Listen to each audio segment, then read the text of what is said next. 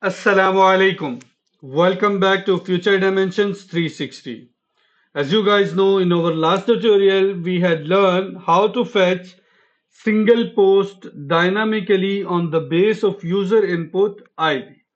Let's see in today's tutorial how we can fetch the post on the base of button click adjacent to our input field. Whatever the ID we are adding in our input field, we want a button against it. Once the user will click that button, that time we will be fetching the post.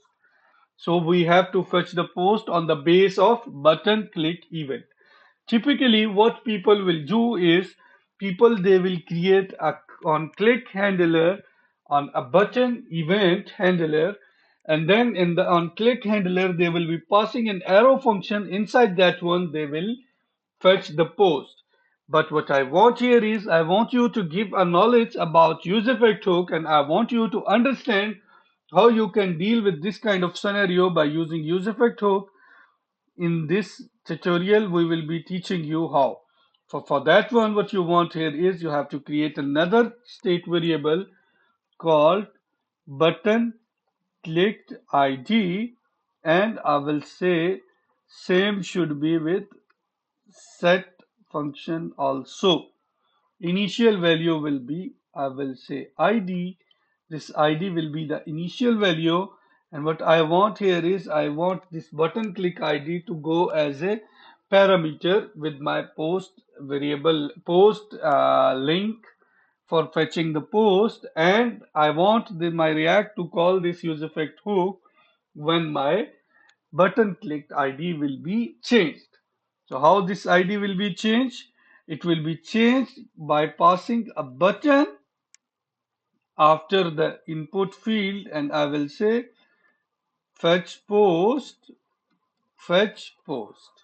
Okay, that will be the button, and inside that one on click event, what I want here is I want to set up a button set button clicked ID with what? With ID. With which thing? With the value that is available inside the input field. I want to subset that value inside this variable button clicked ID. So whatever we are changing in input field will be set it up in ID variable.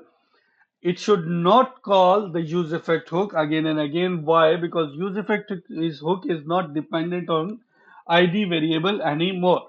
As soon as I will click on button click, the what will happen that the button click handler will set up the same ID inside this state variable button clicked ID, and that React is watching inside use effect hook. It will immediately call a use effect hook, and in that one we will call an axios request with the ID passed the same ID that we had set it up in button click ID, and we will get back the result very soon.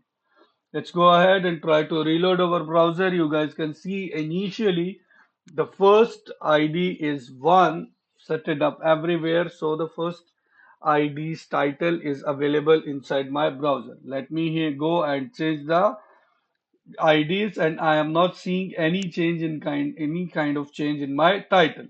Let me pass 5 and click on fetch post. You guys can see the title is changed. So as soon as I will click on fetch post, the title will get changed. As soon as I will click on the button, the title will get changed. If I didn't click on the button, the title will not be changed. That's it for today's tutorial. I hope you guys understand it. Please don't forget to like and subscribe our channel. Inshallah, see you in the next tutorial. Thank you. Allah Hafiz.